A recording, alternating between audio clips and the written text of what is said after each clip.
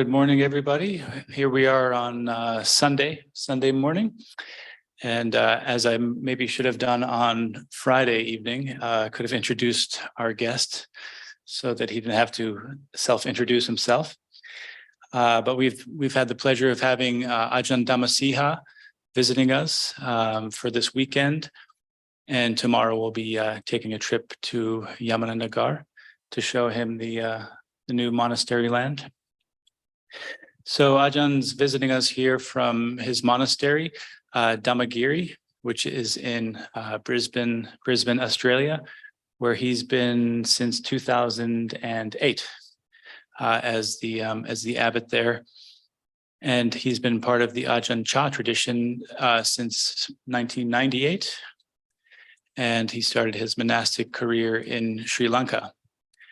And as a few of us have been hearing about Ajahn's life as we've been having tea with him and learning about his connection with India, it's quite clear he's happy to be visiting us here and sharing some of his Dhamma teachings with us. And so we'll have another session with the Ajahn this morning.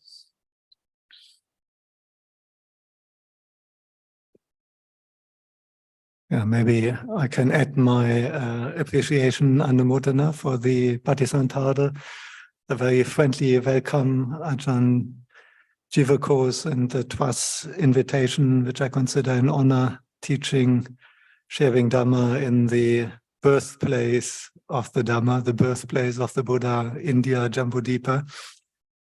And if you want to know anything more about Dhammagiri, our website is dhammagiri.net, and if you type in Ajahn Dhammasiha in either YouTube or Spotify in the search function or any other podcast app, you can see our podcast and our YouTube. And I think we can start again with some meditation and get into a nice, comfy, but at the same time aware and alert posture.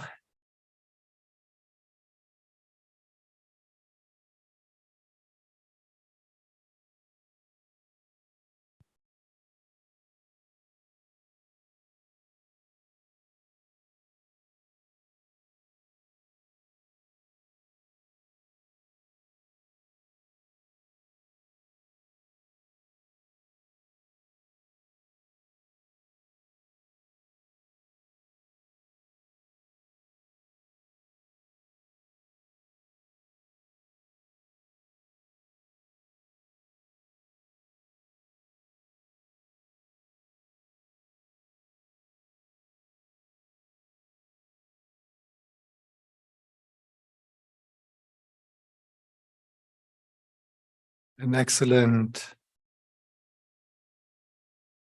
meditation object, actually the favorite of the Buddha himself, is the breath. Anapanasati, mindfulness of the in and out breath.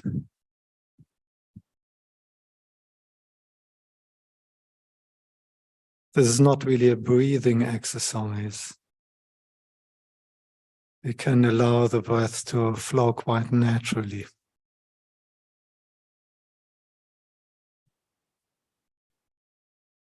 We can breathe even if we are asleep. Now, the breath is a fascinating body function that can operate automatically, autonomously,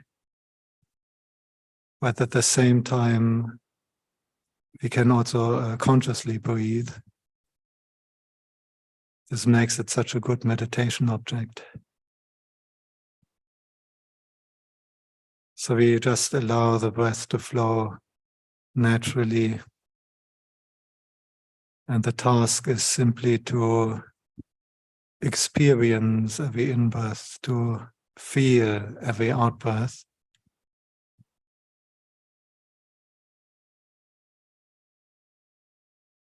To mindfully know the in-breath.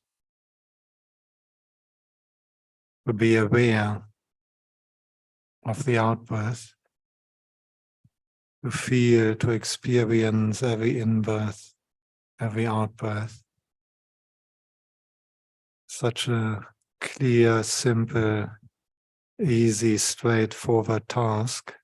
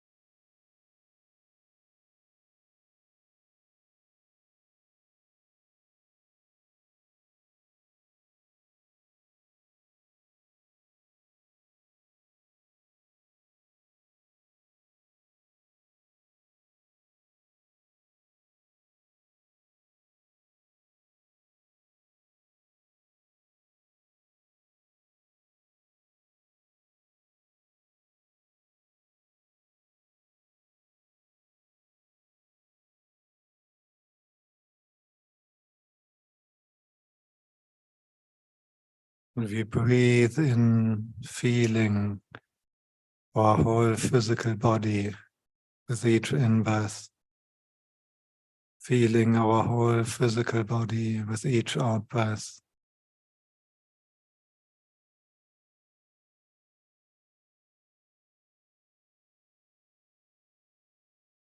Calming all bodily activities when we breathe in, calming all bodily activities when we breathe out.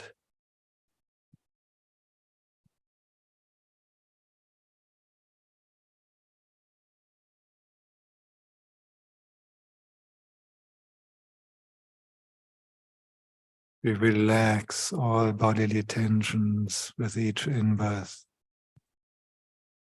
We allow the whole body to relax with each out-breath.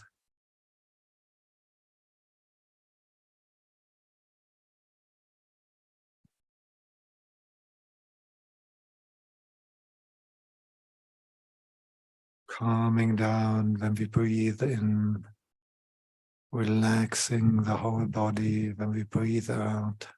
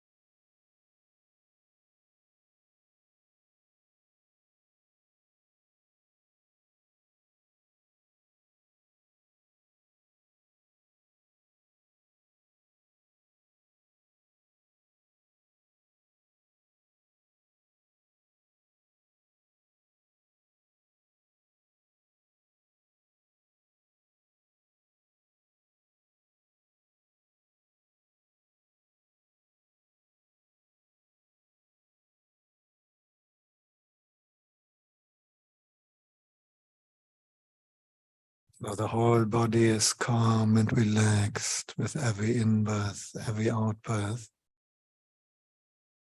But it doesn't mean we're going to sleep. As the body is calm and relaxed, the mind is bright and awake. We brighten our mind with every in-breath. We lighten our mind with every out-breath. Light in the sense of no darkness. Light in the sense of no heaviness.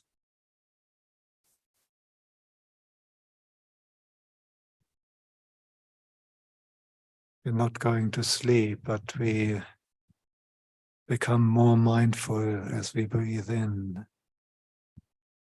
more aware as we breathe out.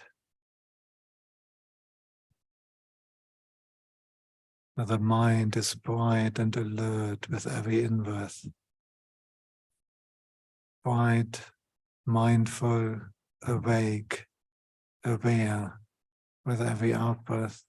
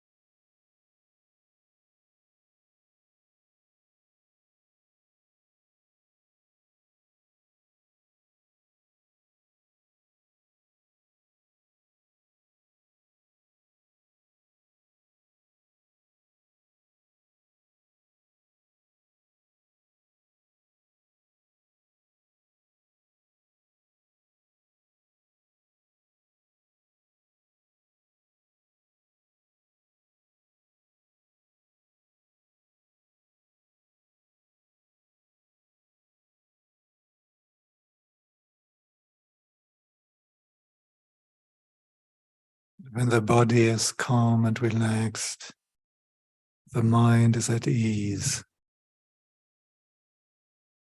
When the mind is at ease and the body is calm and relaxed, we really enjoy our meditation.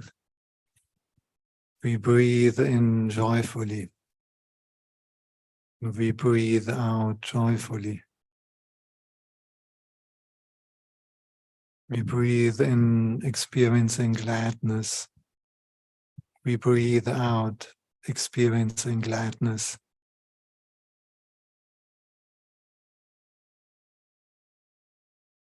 We meditate happily.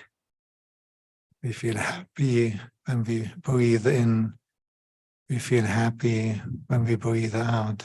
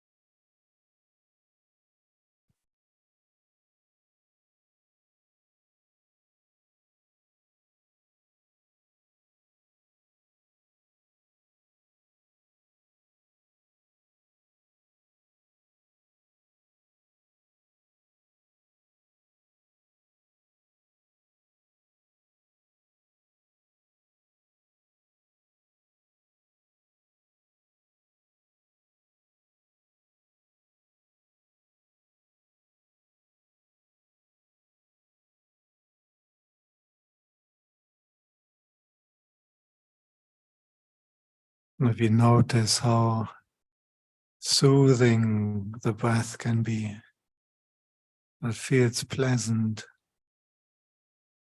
The calm, cooling, soothing in-breath, the calm, soothing out-breath. And we savor each in-breath, we savor each out-breath.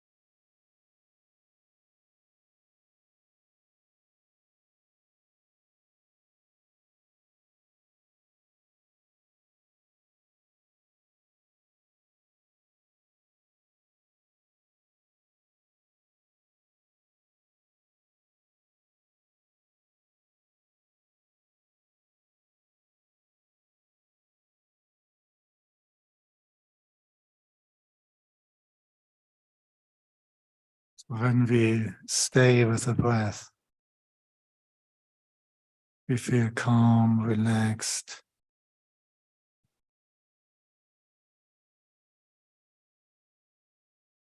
It was very pleasant to just be with the breath, the mind bright, alert, mindful, awake, staying with the breath, happily breathing in and out, joyfully meditating with every in-breath, every out-breath.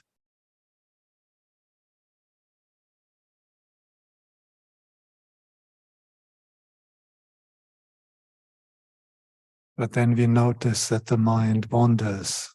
It goes in the past. It worries about the future. It goes to different countries, thinking about different people, images, fantasies, fears arising in the mind.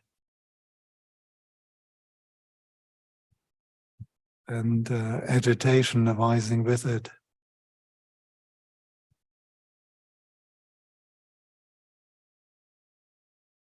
What is this force? What is it that pushes our mind away from the breath? And this very beautiful, soothing, calm state of being with the breath. And what is taking the mind away into all this agitation, worrying, planning, thinking?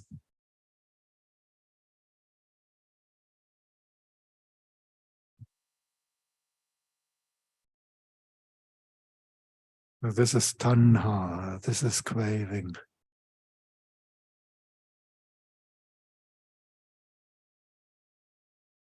Not just a word, a theoretical concept, but we can feel and experience it in our meditation.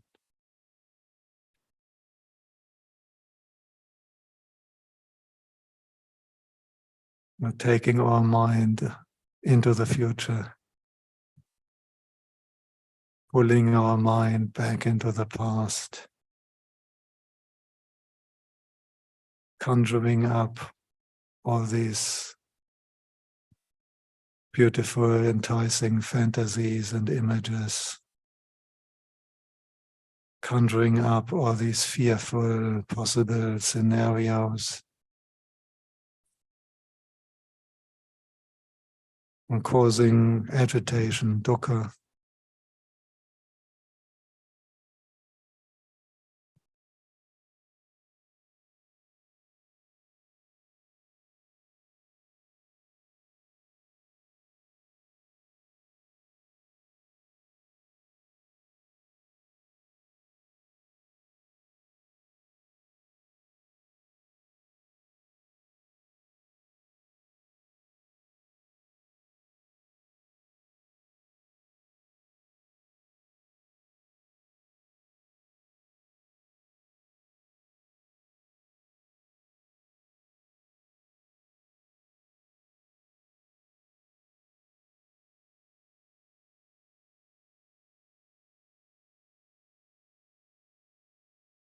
But we can let go. We can let go of the past and the future. We can pay no attention to the fantasies and horror scenarios, and we return the mind to the breath.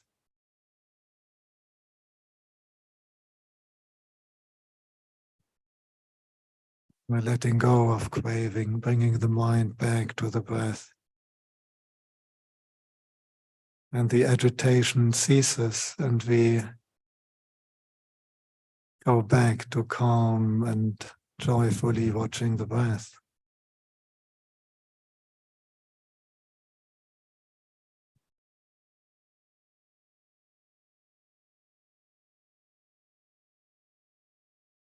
So we can watch the Four Noble Truths operating,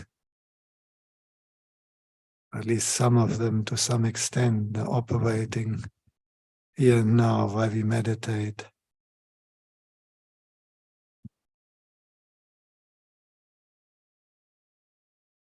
Vanha, craving, carrying the mind away from the breath.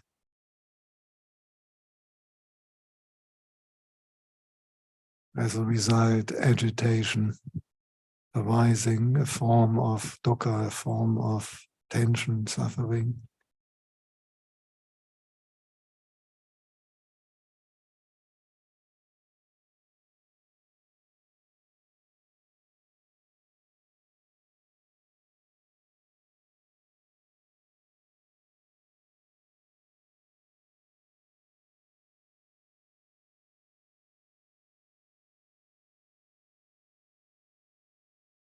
And when we can let go of the thinking, of the fantasies of past and future, and we can allow the mind to settle down on the breath again, our dukkha is diminishing, less tension, less agitation. The heart calm and peaceful with the breath.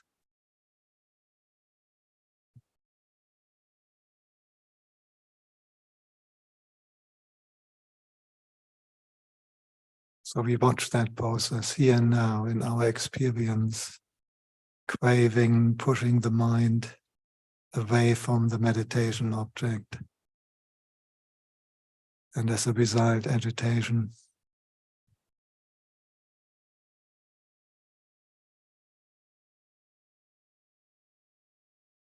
Letting go and settling down again on the breath.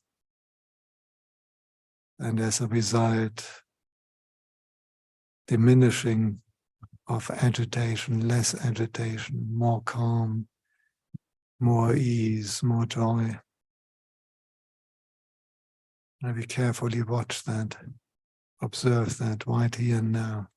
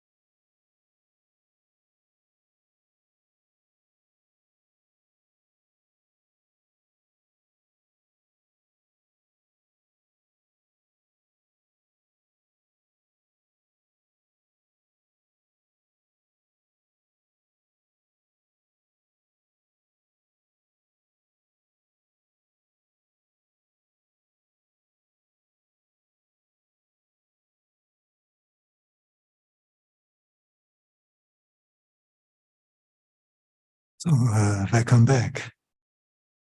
And isn't it amazing how we can directly encounter this tremendous force of tanha, of craving? It's so nice, it's so peaceful, it's so calm to be with the breath.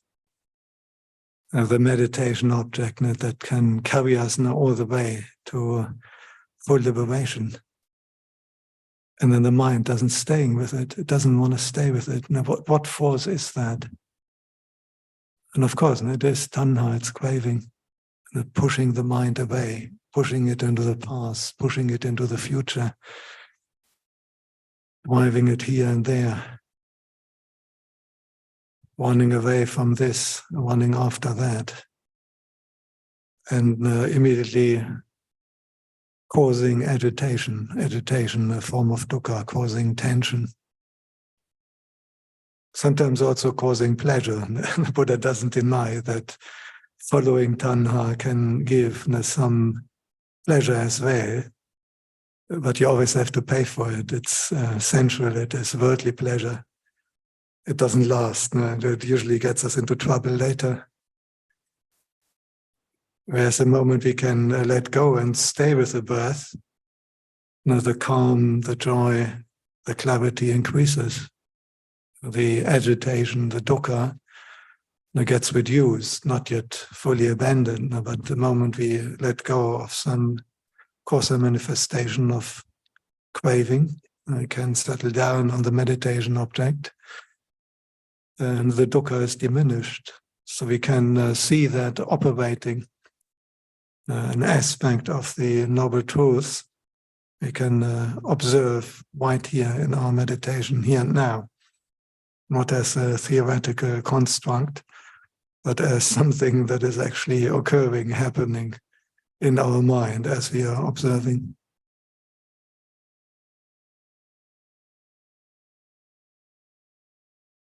So on Friday we have talked about making good karma, creating punya, especially in building a monastery, supporting the establishment of a forest monastery for the Sangha of the Four Quarters, and the power of punya.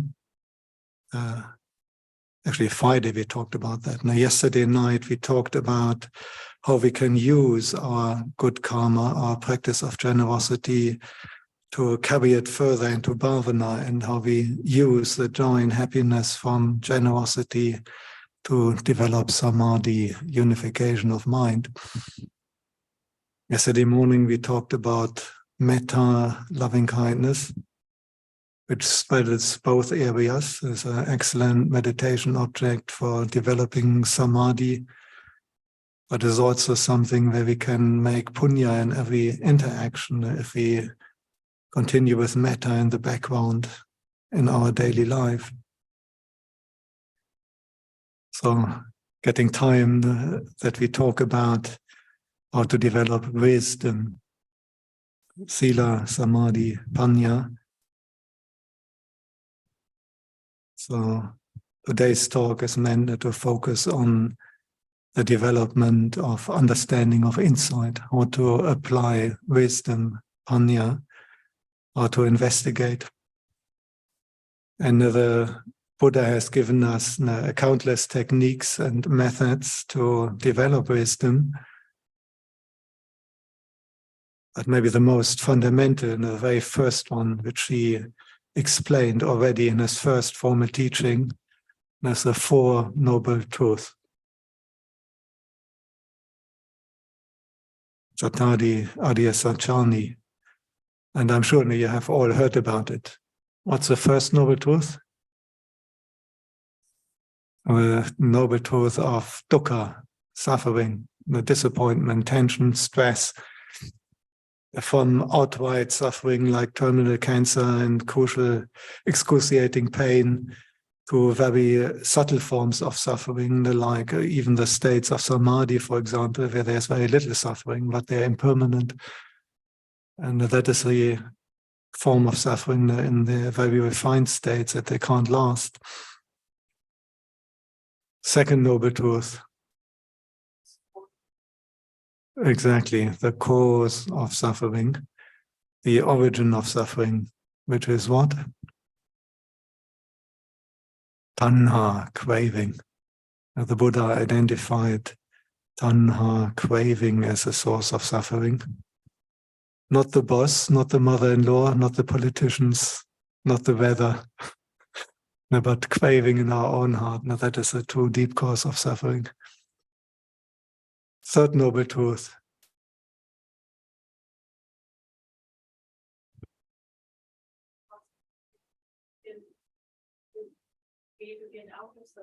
Yes, the end of suffering, the cessation of suffering. This is also known as Nibbana. The third noble truth is simply also referring to Nibbana, that state of vimutta citti, that heart that is free from suffering. And of course, that is accomplished through the abandoning of craving. If you remove the cause, the result will also be removed. Once you abandon and take away craving, then there's also the end of suffering that goes together. That's the whole principle of causality. Without the cause, the result can't be there. So if you take the cause away, the result will be gone as well. If you take craving away, if you can let go, then suffering will vanish. If you take craving away partially, if you at least reduce it, then suffering will be at least reduced. So even if we can't practice the total letting go yet, any little form of suffering will already lead to some diminishing of dukkha at least. And finally, the fourth noble truth, which is, if the Buddha was just telling us about the first three noble truths, very good, but how exactly to do it? Because can you just let go of craving? Can you just do that? Pop. Okay, I let go of craving. Doesn't really work. No? So the Buddha showed us the way to the end of suffering, which is namely the Noble Eightfold Path, the Majjhima Patipada, the middle way. Wide view, wide intention, wide communication, wide action, wide livelihood, wide effort, wide mindfulness, and wide samadhi. That is the Patipada, the procedure. Patipada, you can translate it as way, but it's more like a procedure, a technique, a method. Developing that procedure so that we can actually abandon craving and experience the end of suffering. So when I ask even long-standing Buddhists, they usually know about these Four Noble Truths. However, if we look at the Dhammacakkappavattana Sutta, the first discourse, where the Buddha expounded these Four Noble Truths to the first 5 disciples, the Panchavagya, there's another very important thing, because there's a duty attached to each of these Four Noble Truths. And that is something very practical. The Dhamma is opanayiko, as leading onwards, is applicable. It's not just like a fantasy novel. No? Some people like reading fantasy novels, can read all night, and you're in this fantasy world. It's all great, feels good. But then in the morning you have to go to work, and you're back in normal life. It doesn't lead anywhere. It's just some fantasy. So the Dhamma is actually not like a fantasy novel. It's more like a cooking book. It's very practical. You usually don't read a cooking book for entertainment. You read the cooking book if you want to prepare a dish. If you're not into cooking, it's more like an instruction manual for a power tool or for your camera or computer or something like that. And there's something which you apply to achieve something very practical, very concrete. And these 4 duties, in particular, aiming at that. It's not just some philosophy, it's not something to just think about, but the 4 Noble Truths is a pattern for instruction to meditate, to work with it, to apply it, here and now, in our mind, in our heart. And strangely, these 4 things are much less known. And when I sometimes asked even long-standing Buddhists whether they know the duty attached to each of the 4 Noble Truths, they often found that they don't know.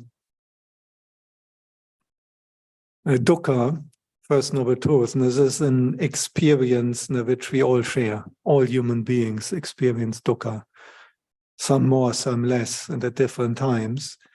We all can relate to pain, disappointment, suffering, frustration, bereavement, loss, disappointment, depression, despair.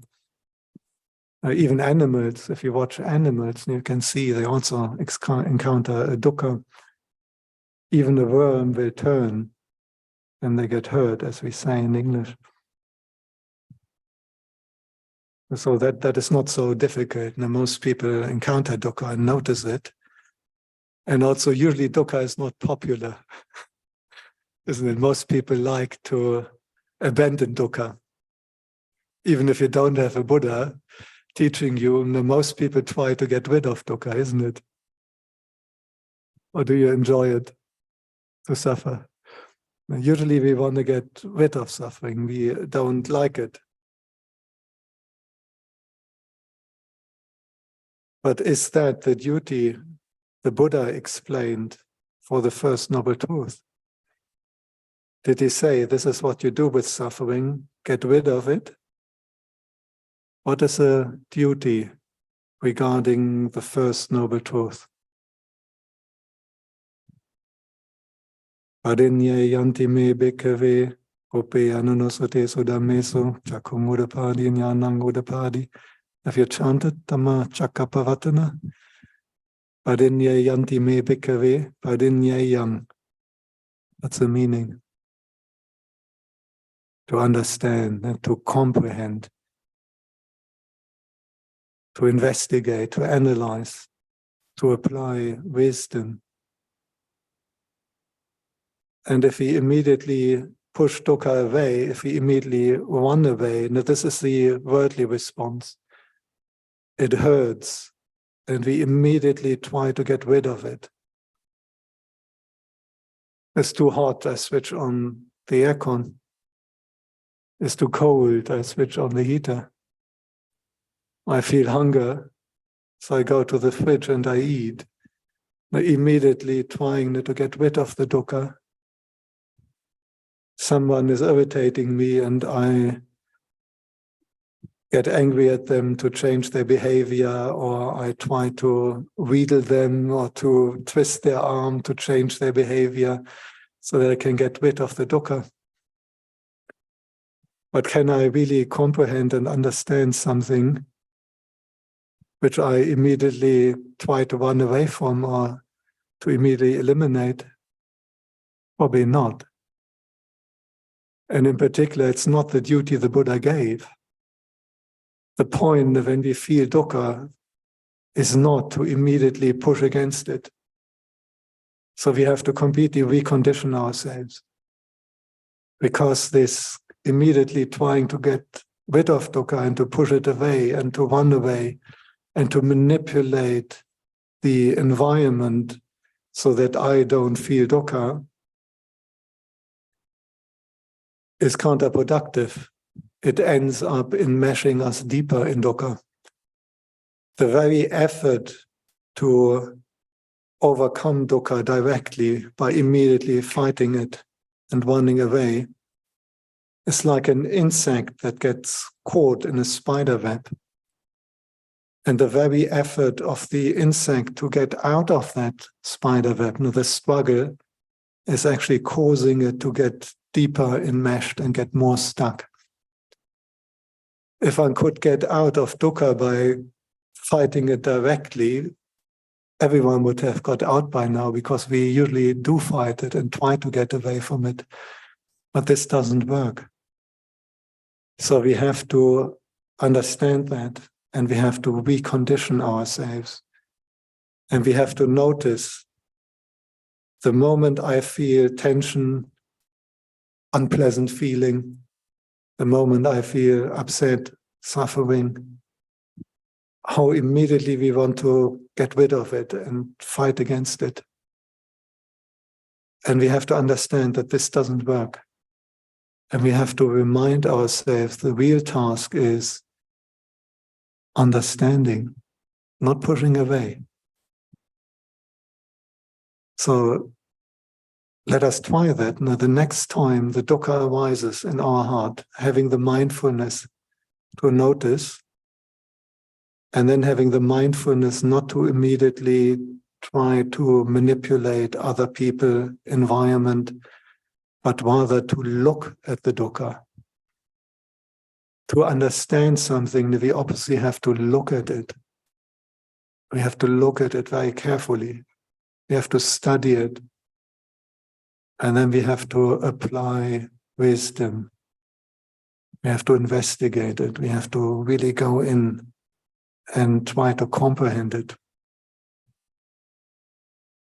So that's a reconditioning. Not immediately running, not immediately fighting. The fight response, which animals have and humans, and that's how we deal with dukkha in the worldly way, but not moving into that, but instead watching, observing. And that is difficult because we don't like dukkha, it hurts. But it's quite possible. One can stay with that feeling in the heart, with that pain, and watch it, observe it, gradually coming to know it, and then looking into it and investigating it. And of course, one way of investigating is looking for the cause. And again, this is something even animals do. When they hurt, when they have dukkha, and you will see, they immediately try to find the cause. And human beings do the same. I suffer, of course, it's because of this person. If this person is around, and if they are so mean and so nasty, if they don't appreciate me, whatever, this is why I suffer. But this is not how the Buddha explained dukkha. But this is what we usually do in our investigation. We look for some external cause. And that investigation is quite natural. It hurts. We try to figure out where does it come from. But unfortunately, we look outside. This person is at fault. This politician is at fault. This ethnic group or religious group or whatever, this caste, this group of persons is at fault, or the weather is at fault. It's too hot. How can I be happy if it's so hot? How can I be happy if it's so cold? And always looking for external causes. But where has it got us? You can't get out by that. You may sometimes succeed to use your influence, your power to change other people. You may be sufficiently rich or smart that you can manipulate the environment, that you get rid of some of the dukkha. But in the end, even if you quit the job, or if you are very skillful and the boss gets kicked out, you get a new boss and you may suffer even more.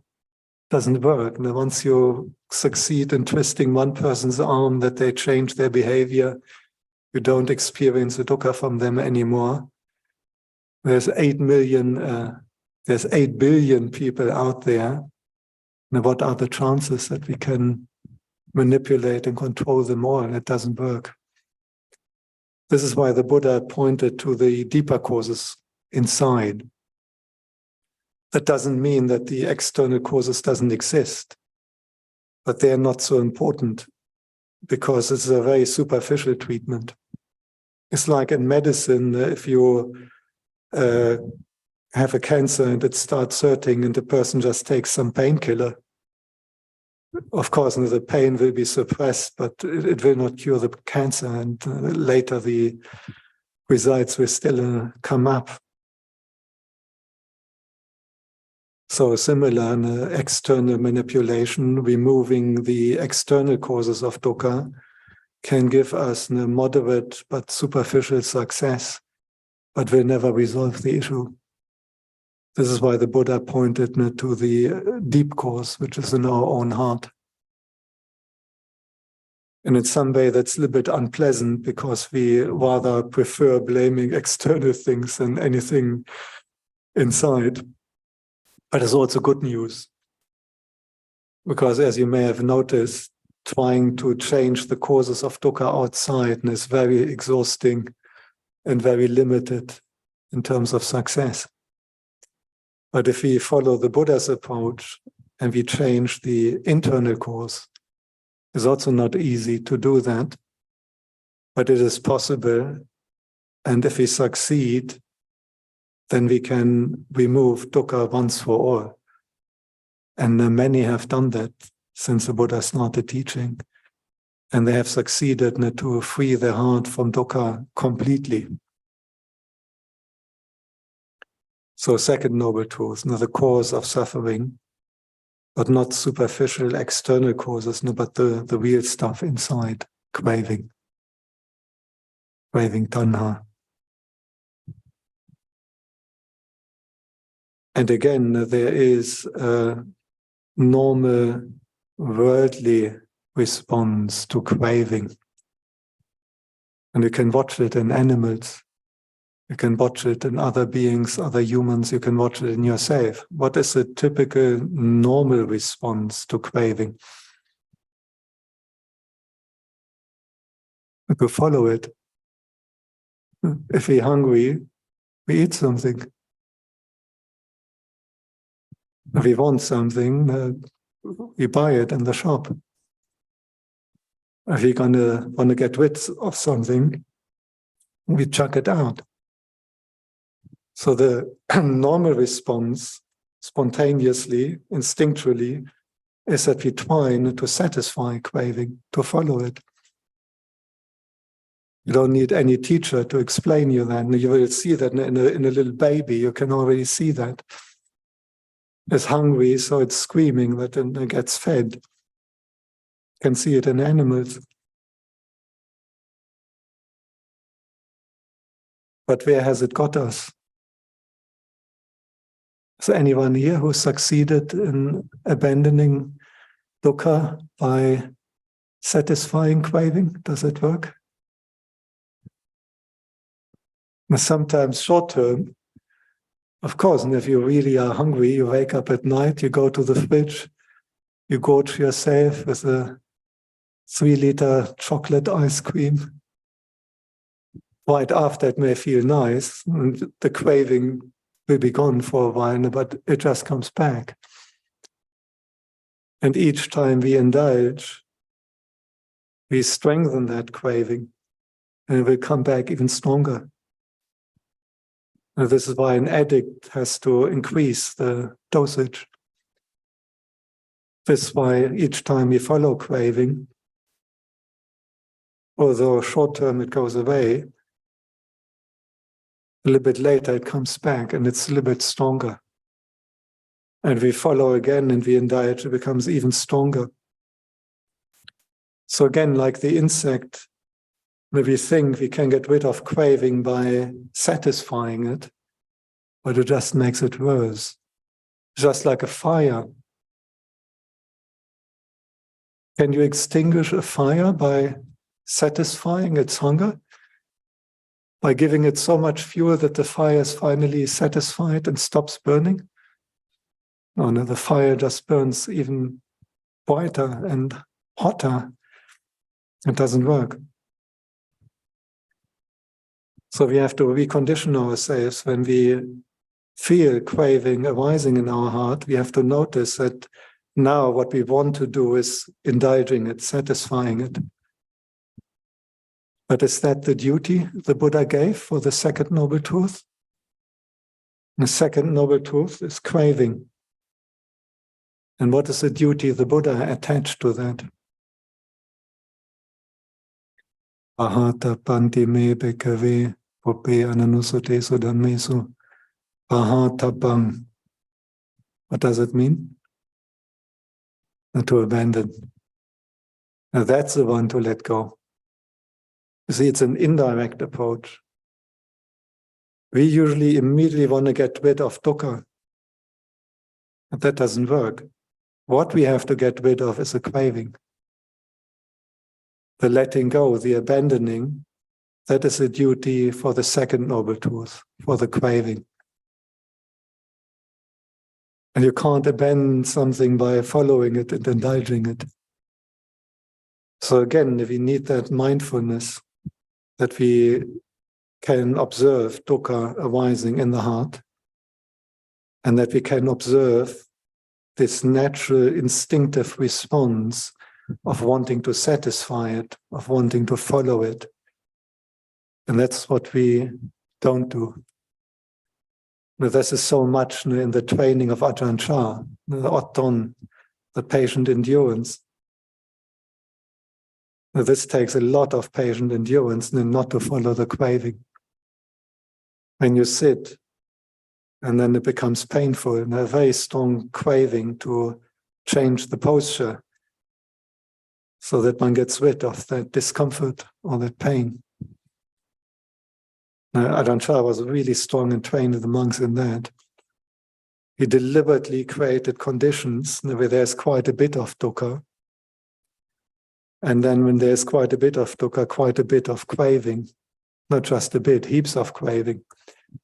But he trained the monks not to follow that craving, but to learn to patiently endure. Not following the craving, but investigating the dukkha. And ideally abandoning the craving.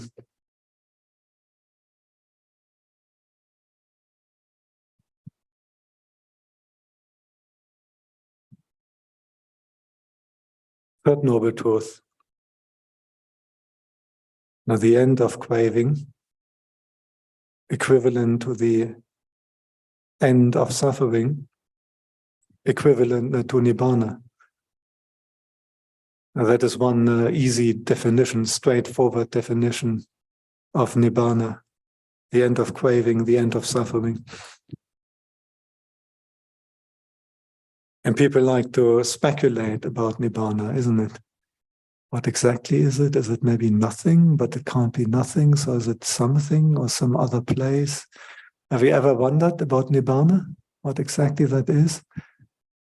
It's not surprising because the descriptions are usually negative, what it is not. And you can't really explain it with words, with language anyhow. So people like to proliferate and think about nibbana and try to figure it out by thinking. Some people like to write whole books about nibbana, a long book about nibbana, what it is not. But is that the duty the Buddha gave us for the third noble truth, the noble truth of nibbana?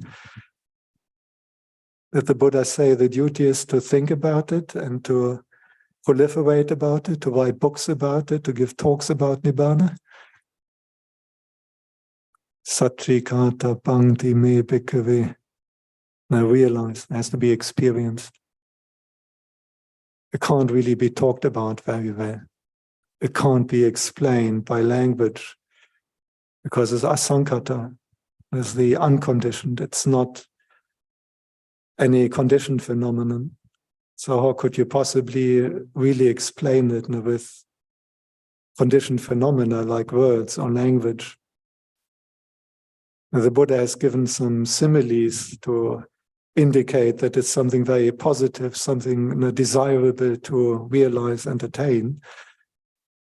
But these similes is a little bit like the finger pointing to the moon. It's not the moon itself, it's just to show us a direction.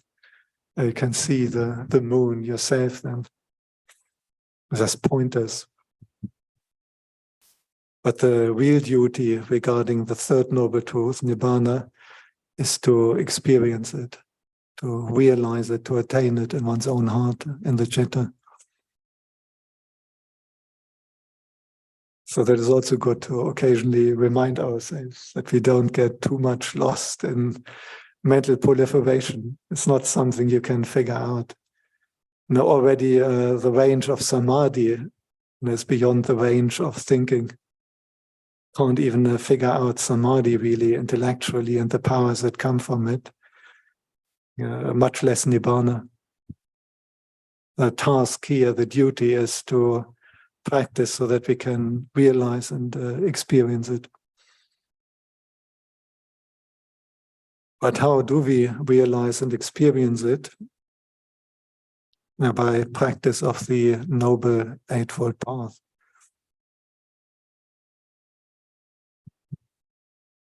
Now that is the fourth Noble Truth. This is where the Buddha makes it extremely practical and applicable. And I think the Eightfold Noble Path is an excellent guidance, in particular for daily life, in lay life. You don't have to be a monk or a nun to practice the Eightfold Path. Now, out of these 8 factors, for example, the one is right livelihood. So the Buddha was quite aware of the situation of most people and of the need to earn money and to somehow have a job that you can survive and look after your family. And he has actually integrated that into the practice. Right communication. The Sammavaca, it's usually translated as right speech. But in our time and age, often speech is only a small percentage of our communication. And the majority of communication is via WhatsApp and Facebook, Insta, TikTok, email, text messages, mobile phone, and I don't know what. So whenever you use that, the Buddha has given you guidelines how you can practice. And people complain sometimes, I don't have enough time to practice in lay life, I'm too busy. That's not really true, because you're not too busy to use email and WhatsApp and YouTube and Facebook and mobile messages. So the task is to do that according to the factors of wide communication, and to apply that. Truthfulness. So that already starts. If you put a photo onto your profile page and you put it through a filter, is it already getting maybe a little bit not so truthful anymore? How much Photoshop can we do without affecting the factor of truthfulness in our communication? Because a lot of our communication now is via images, not just by speaking or writing or words, by videos and images. And this is communication, this is important. You take a photo of the food you eat or the new handbag you bought, you put it onto your Insta, and other people see that. Now, what was your intention? Maybe it was truthful, but what is the intention there? Samma sankappo. Is the intention to make other people jealous, to show off? Is that a wholesome intention? So there's so many opportunities. Now we can practice the factors of the Eightfold Path, even in lay life. Right intention, right communication. The one factor of wide communication, or rather wrong communication, what one should avoid, is sampapalapa in Pali. I'm not sure whether you're a Pali scholar, but maybe you have got an idea. What could be the meaning of sampapalapa? Blah, blah, blah. It's useless speech, useless communication, not leading anywhere, just distracting, not connected with the Dhamma, not connected with freedom and liberation, not connected with virtue, generosity, samadhi, insight, understanding.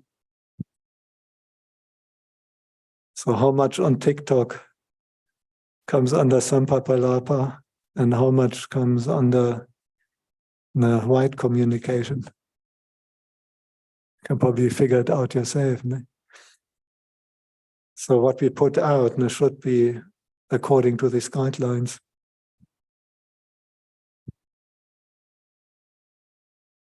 The right effort. People say, how can I meditate? Now I'm so busy, the family, the job, everything. So if you're so busy, it means you never get irritated. You never have anger arising in your mind. You're quite free from that, no? Because you're too busy. And because of all the busyness, no, anger, irritation can't arise in your busy life. Is that the case? Aha. There's still time to get angry, no? Or irritated, or jealous, or whatever. So if there's enough time to get irritated, then there must be enough time to let go of irritation, isn't it?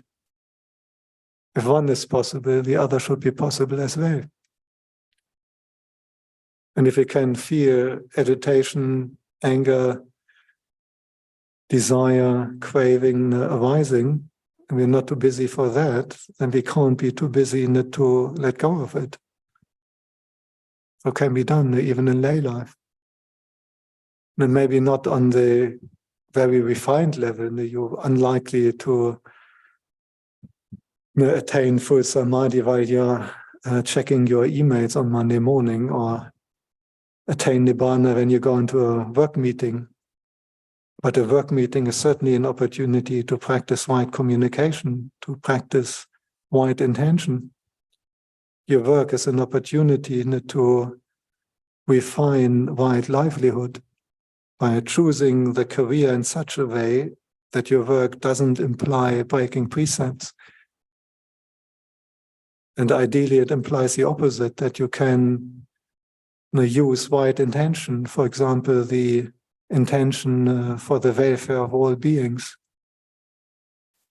Doesn't have to be whatever a doctor who is saving the lives of patients every day, and even if one is an accountant. I think everyone here has probably a bank account, and someone has to account for that. It's useful, it's beneficial. So it can be some relatively humble profession, even just being a cleaner is actually something that is at least really good and beneficial for other beings, more beneficial than some high-paid jobs, which may be actually harmful to others. And if we choose our job correctly, when we have a job where we can every day use our profession as an expression of our intention of loving kindness, wishing for the welfare of all beings.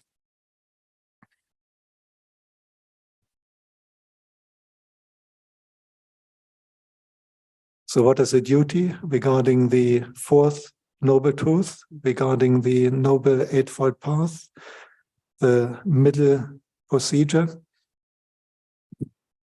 Bhaveta panti me bhikkhave, bhaveta bang, to be developed, be cultivated. And this is on different levels of refinement. If you're on retreat, or if you're just sitting in your formal meditation, maybe in the morning before you go out to work, excellent time, it's cool, it's quiet. And then it will be on a more refined level. But even in busy daily life, there's always opportunities, virtually all the time, to work on one or the other of these 8 factors of the Noble Eightfold Path. In a wide effort, irritation arises, and then the mindfulness noticing it, and then the effort of abandoning irritation and establishing metta. Now, that can be done in daily life. Arousing mindfulness, the number 7 in the Eightfold Path, and then making an effort to establish metta so we can abandon the irritation. That is Samma Vayama, number 6 in the Noble Eightfold Path. Now, admittedly, number 8, the Samma Samadhi, defined as the 4 jhanas, and that will not be easy to do in daily life. While you're shopping, while you're working, while you're looking after the kids or the dog, it's not easy to attain jhana. But if you look at the other ones, there's still the 7 path factors which can be worked with, applied, maybe not on the very refined level, but on a coarser level. We can work with them throughout daily life. And then when you sit, then you go on the more refined level. So bhavi tapang, to develop, to cultivate throughout daily life. It's so important not to separate your meditation and your life. This has to be one thing. Your life and your practice of bhavana has to be completely conjoined.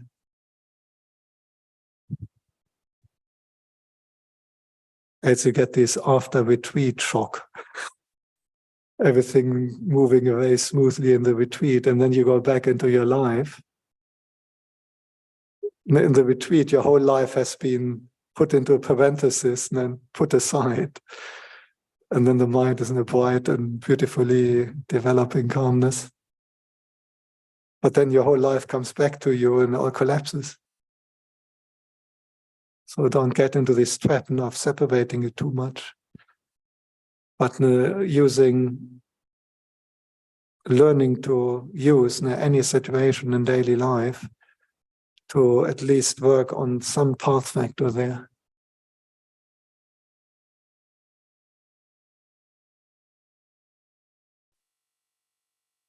So to sum it up, most people know about the Four Noble Truths: dukkha, suffering, the cause of suffering, craving, the end of craving, which is the end of suffering, also known as nibbana. And number 4, the way leading to the end of suffering, the Majjhima Patipada, the Eightfold Noble Path. But less known, the 4 duties the Buddha explicitly mentioned for these 4 Noble Truths. And I trust everyone knows by now. First Noble Truth, suffering, dukkha, what's the duty? To understand, exactly. Not to push it away, to run away, but to watch it, to observe it. Now that's the first condition to understand it. If you don't watch it, if you never look at it, how can you understand it? To contemplate it. Second Noble Truth, craving, tanha. What's the duty? Abandon, let go. So important to remind us when this natural instinctive response comes up that we want to follow craving, that we want to indulge it, to remind ourselves, no, the duty is to abandon it, to let go of it.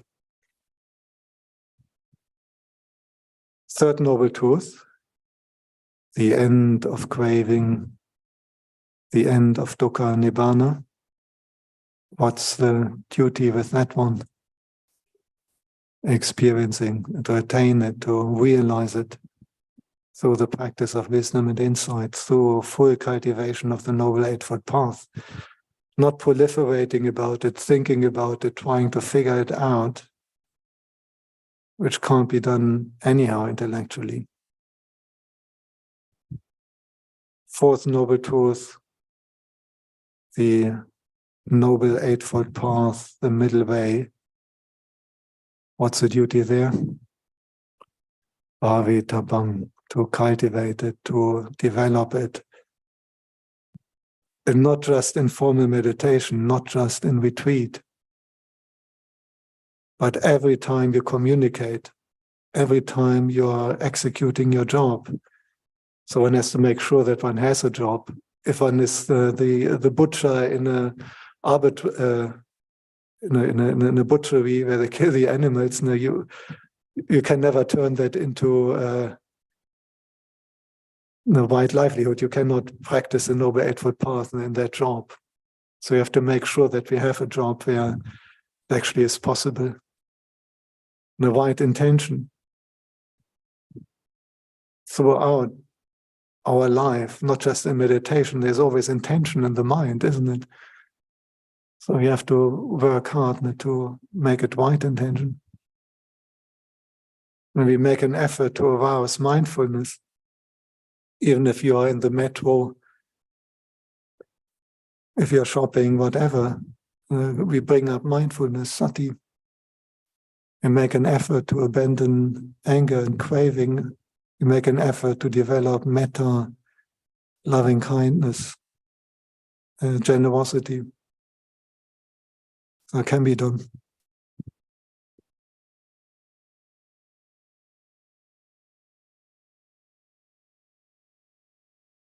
Okay, maybe a few reflections I'd like to offer on the Four Noble Truths and the duties relating to them.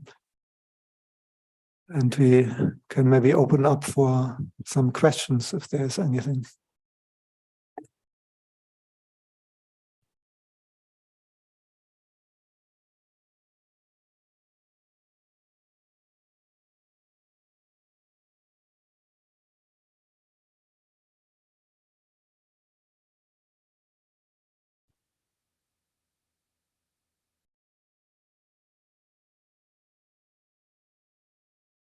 Yeah, please. Ajahn, we say that we cannot go beyond craving by indulging in craving. I understand that, but is it possible that going through some of these cravings or those experiences will make it easier to abandon those cravings? As in, a chocolate cake, for example.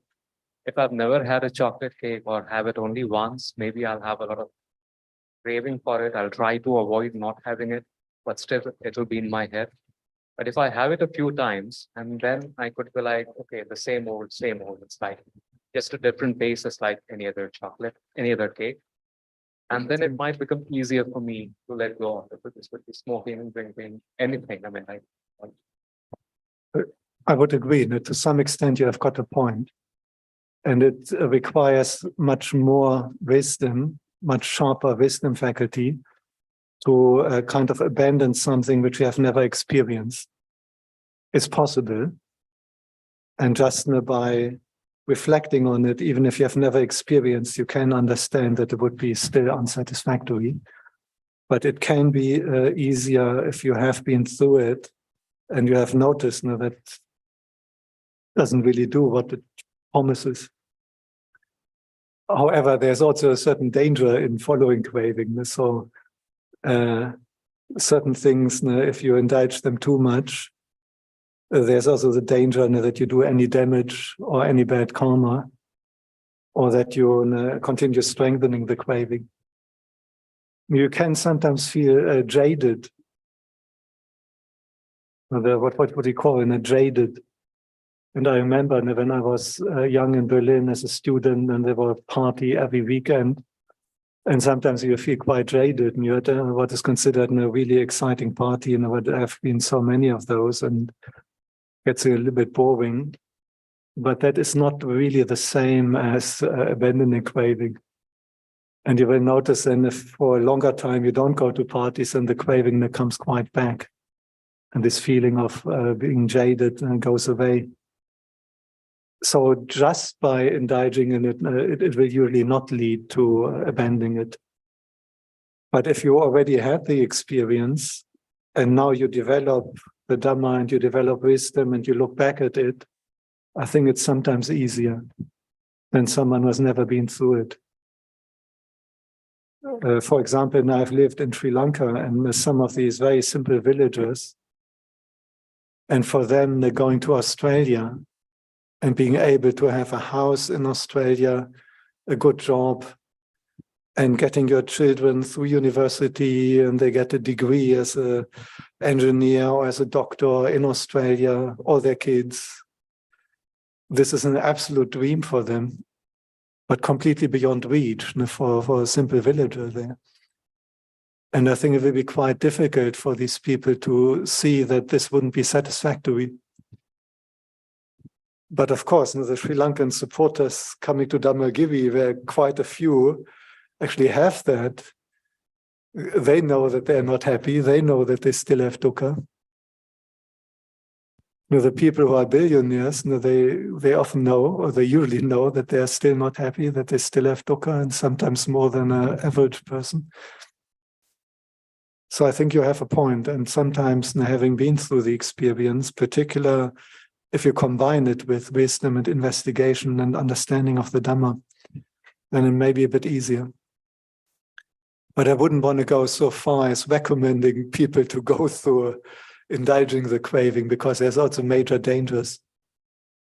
And there's a danger of addiction, there's a danger, because curiously the way it is arranged, anything that is centrally very gratifying has these side effects. I mean, it feels very nice to smoke, just the feeling, and then the nicotine goes into your body. Unfortunately, you can get lung cancer and all kinds of very nasty sicknesses. The food, which is the most attractive and sweetest, is often the unhealthy one. So curiously, all these sensual indulgences go with this big drawback. So one has to be a little bit careful in indulging. But I fully acknowledge what you're saying, and I think you have a point.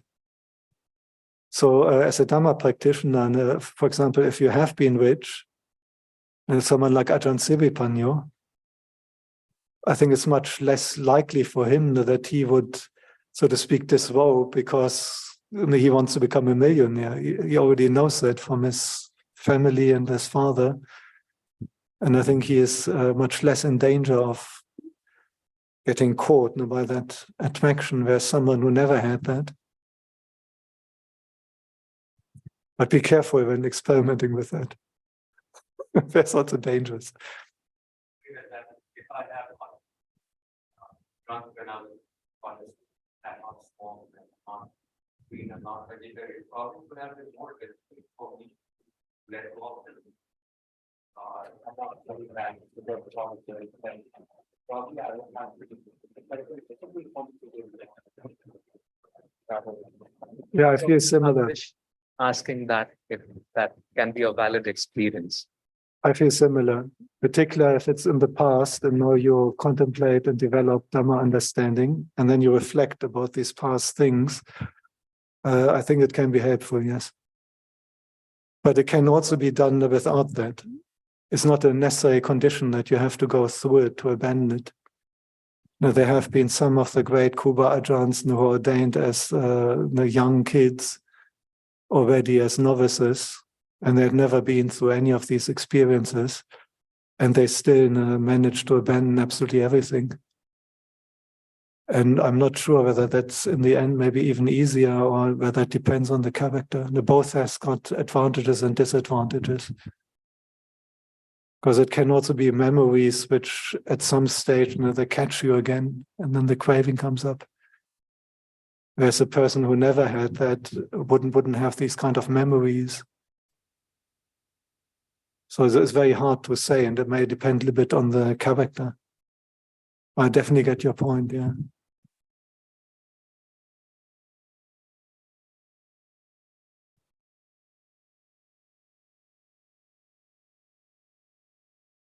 Any other?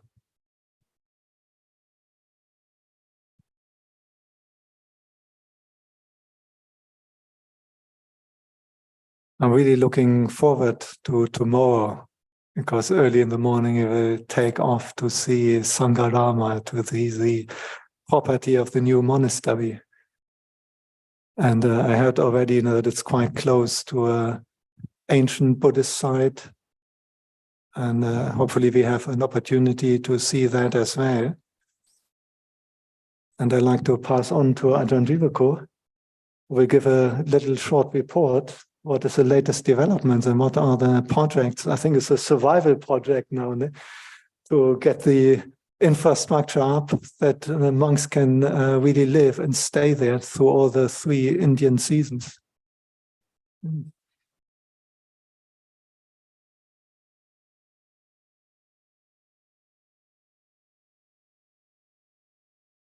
Okay, well, first of all, thank you, Ajahn, for your visit and sharing some Dhamma with us over this weekend. It's been a pleasure having you here.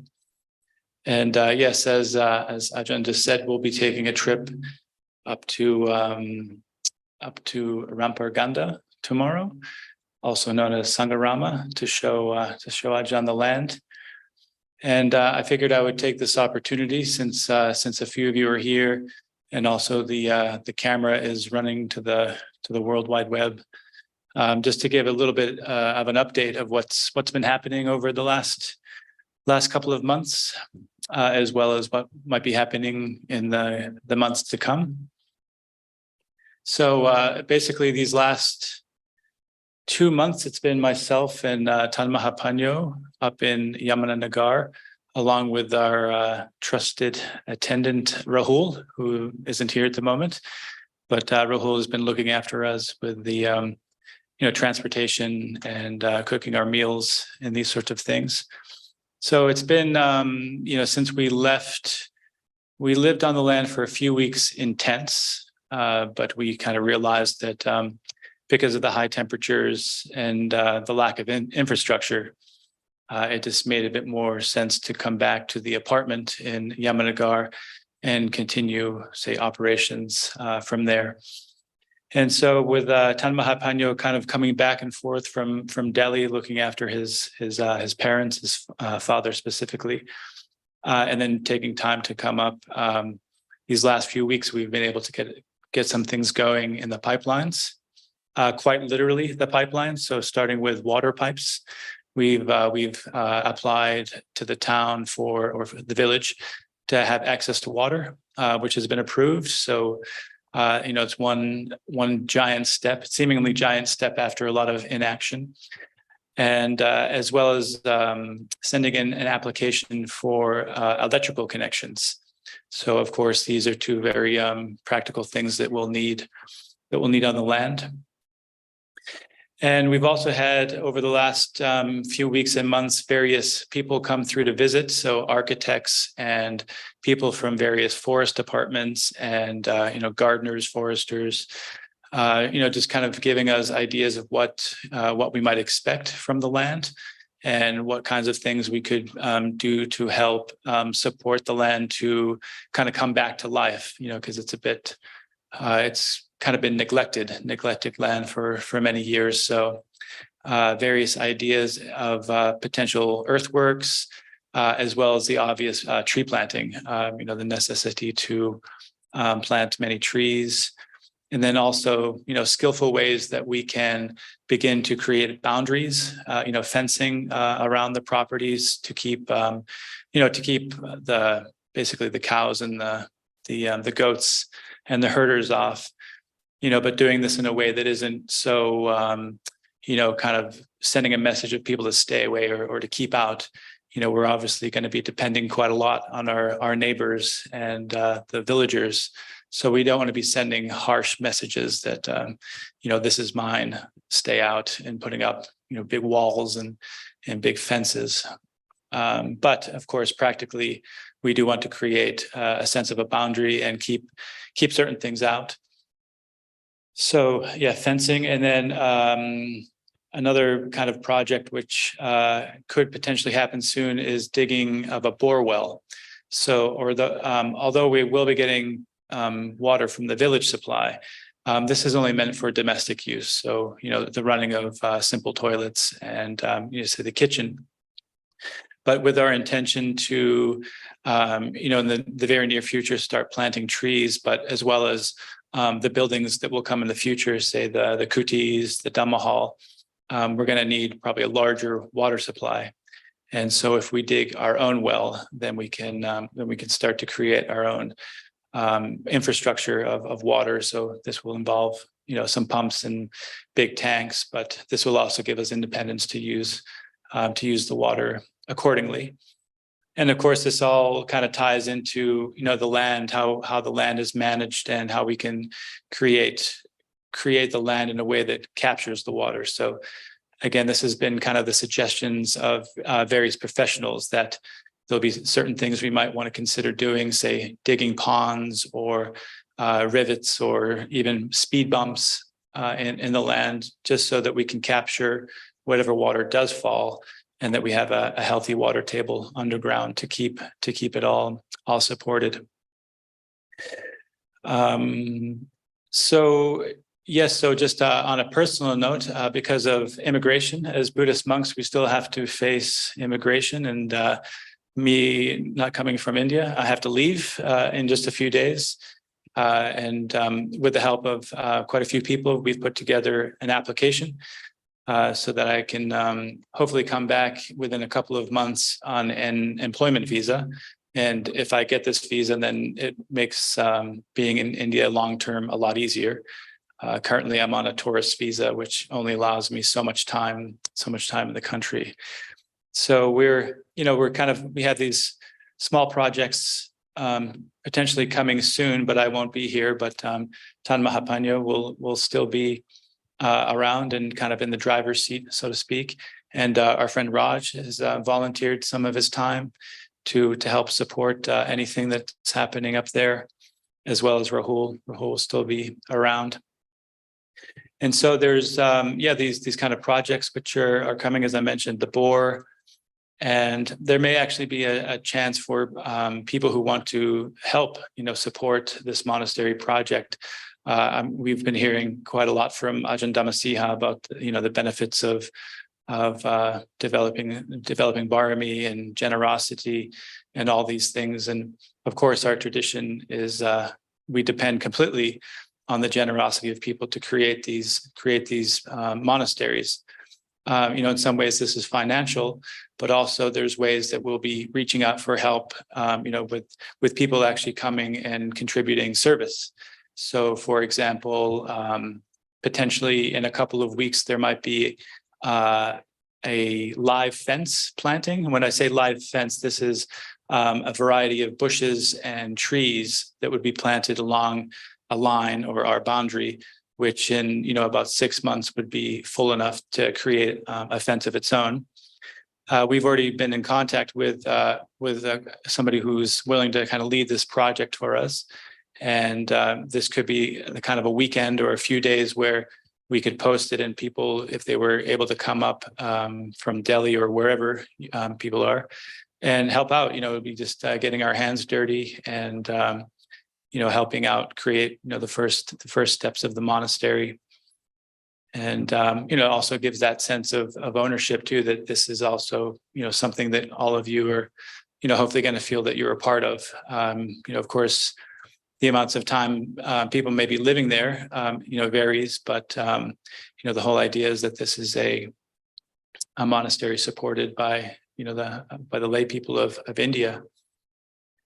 So this will be posted, on the normal WhatsApp groups, any of these kinds of projects and events, and then another kind of reason we've been a little bit slow on building also is to get an idea of how the land actually reacts to water. So we haven't really been there to watch the rainfall and how the water kind of moves through the land. So we'd prefer to have a better idea of what to expect before we commit to putting any structures on the ground. But in regards to structures, we do have some positive leads through, again, various conversations with architects and connections and friends of friends. We're getting some possibilities dialed in for some architects, one of which we'll be meeting on Tuesday, just to have a bit of a look at the possibilities of where we could start, or where we could have our first survival phase. The word that we somehow came up a few months ago with our master planning committee, building, survival phase. So this phase would be something of say about three toilet blocks, a kitchen area with a dining room, and maybe three or four guest rooms. Again, just a basic kind of like infrastructure that then would allow us to move back onto the land in a more kind of permanent kind of way, so we wouldn't be dependent on the village for things like water and shelter and these things. And then from there, we can have a permanent presence on the property. So if all goes well, the plans can be happening over the next couple of months while it's raining.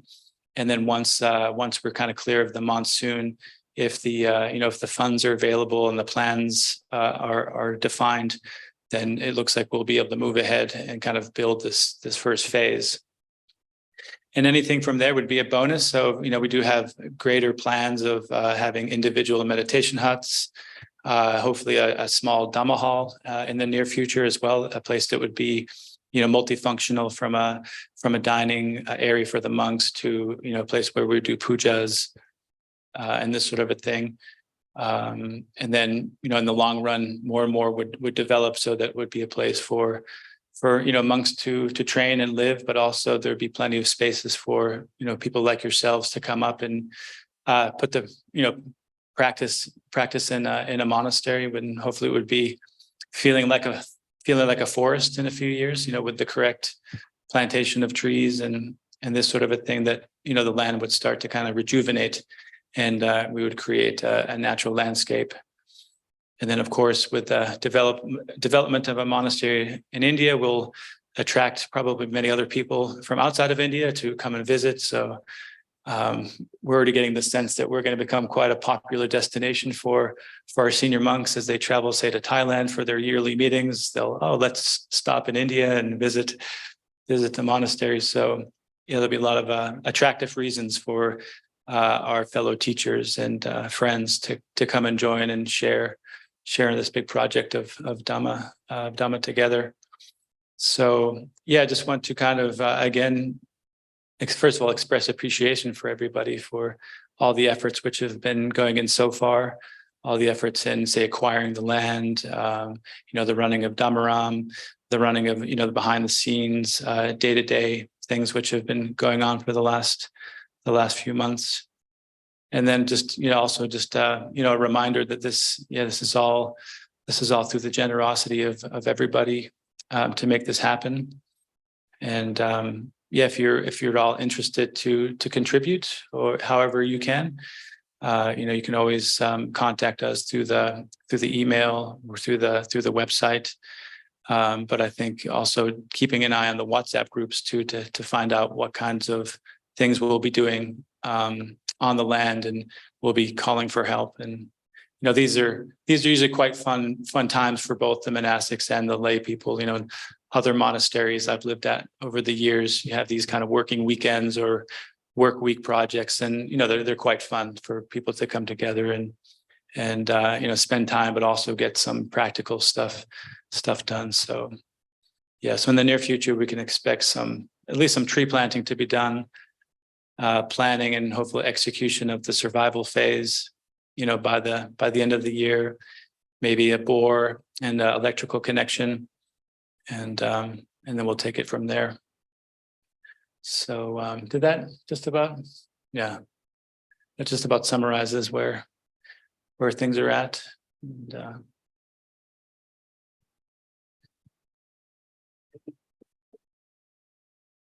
I'd like to add my anumodana and appreciation and respect to you, Ajahn Jivako, to take that on. I'm not sure whether everyone is aware, but this monk is taking on a big job and a tough one. And I was very impressed now how you moved onto that property in the hot season only with tents. And please look after your monk or your sangha. Same to Tan Mahapanyo. Great that you already have a local monk. So this is really impressive.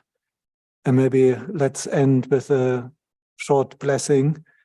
We invite all devas, all forces of goodness, all yakas, gandhabas, nagas, supanas, brahmas, devaputas, devaditas to join to help building up that monastery, to bring in good monks, good lay practitioners. And may Sangha Dhamma be successfully established. May you get your visa. May you get through the survival phase into the phase when it becomes quite comfy and livable. And may Sangha Dhamma flourish for centuries to come. May monks attain the 4 stages of enlightenment right in Sangha Dhamma. May they share all their knowledge and understanding with the community. May many people come to observe 8 precepts, staying as guests. May they come as visitors to support. May they also realize the Dhamma and share their benefits they receive from the Dhamma practice with all beings. Ahong ve saranang yanti papata nivana nicha aramaroka chetyani manosa bayata chita netang ko saranang kemang netang saranamottamang netang saranamagama sapadoka pamochati yocha bodhancha dhammancha sanghancha saranangato Chattaro Arya Satchani Samapanyaya Pasati Dukkhaṃ Dukkha Samupaddaṃ Dukkha Saccātekamang Aryan Chattangikang Magam Dukkupa Samagaminam Etang Ko Saranang Kemang Etang Saranamottamang Etang Saranamagama Sapadukha Pamuccati Ti.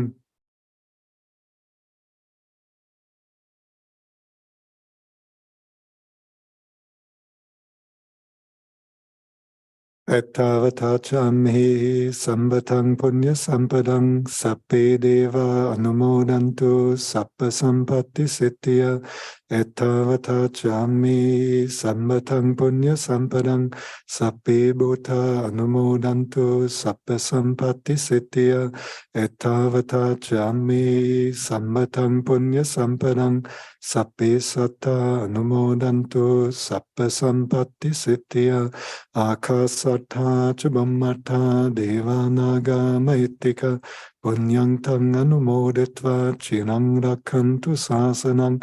Akasatha Chabamata Devanaga Maitika Punyang Tang Anumoditva Chinang Rakantu Sangharamang. Akasatha Chabamata Devanaga Maitika Punyang tang anumoditva chinang rakantu mang param. That was sharing of merits with all devas and spirits. We can close the session by paying respects to Buddha, Dhamma, and Sangha.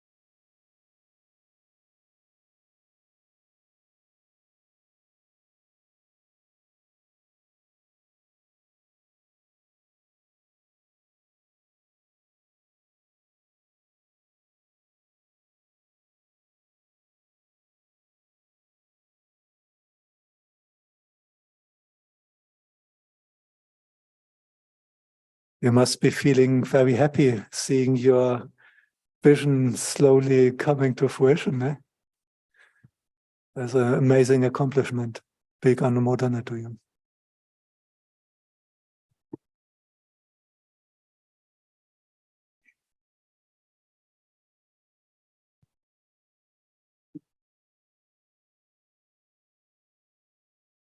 Arahang Samma Sambuddho Bhagava Buddhang Bhagavantang Apivademi.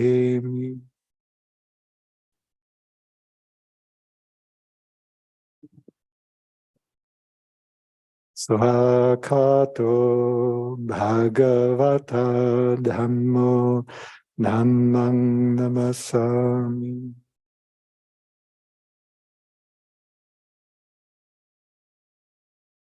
Supatipanno Bhagavato Savaka Sangho Sanghang Namami.